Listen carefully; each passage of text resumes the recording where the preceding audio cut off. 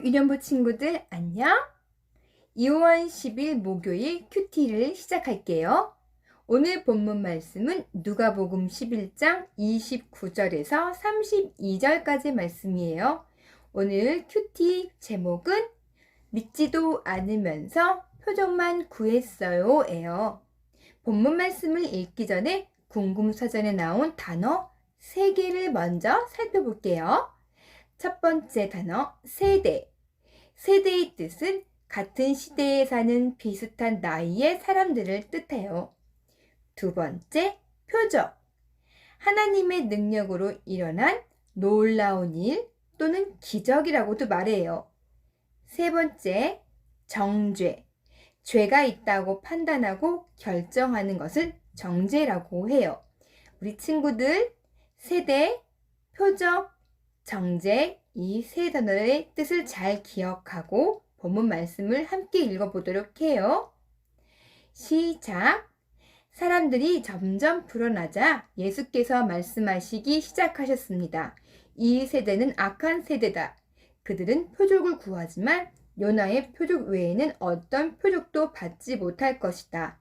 요나가 니느웨 사람들에게 표적이 된 것과 같이 인자도 이 세대에게 표적이 될 것이다.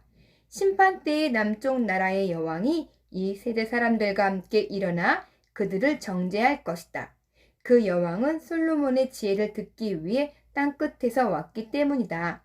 그러나 보라, 솔로몬보다 더 큰 이가 여기 있다. 심판 때의 니느웨 사람들은 이 세대 사람들과 함께 일어나 이 세대들을 정죄할 것이다. 그들은 요나의 선포를 듣고 회개했기 때문이다. 그러나 요나보다 더 큰 이가 여기 있다. 아멘. 예수님이 태어나기 전인 구약시대에 죄를 많이 지은 니느웨 사람들에게 하나님이 요나 선지자를 보내셨어요. 니느웨 사람들은 요나 선지자의 말씀을 듣고 회개했지요. 그런데 오늘 읽은 누가복음에 나온 사람들은 어땠나요?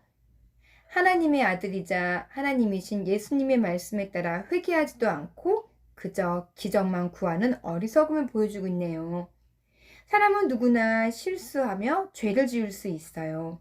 다만 그럴 때마다 하나님께 회개하고 다시는 같은 죄를 짓지 않기 위해 기도하면 된답니다. 우리 친구들도 모두 그렇게 하고 있지요?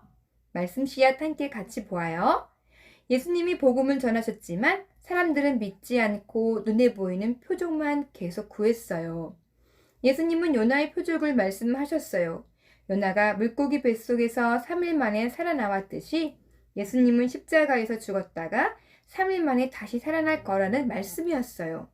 그러나 사람들은 예수님의 말씀을 깨닫지 못했고 죄를 회개하지도 않았어요. 안타깝네요. 말씀 새싹 볼게요. 사람들이 예수님을 믿지 못하고 표적을 구할 때 예수님은 어떤 표적을 말씀하셨나요? 그 표적을 본 니느웨 사람들은 어떻게 했나요? 말씀을 읽고 빈칸을 채워보세요. 29절과 32절의 정답이 나와 있어요. 이응, 니은의 표적.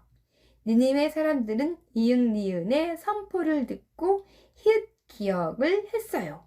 정답은 요나 회개예요. 모두 잘했어요.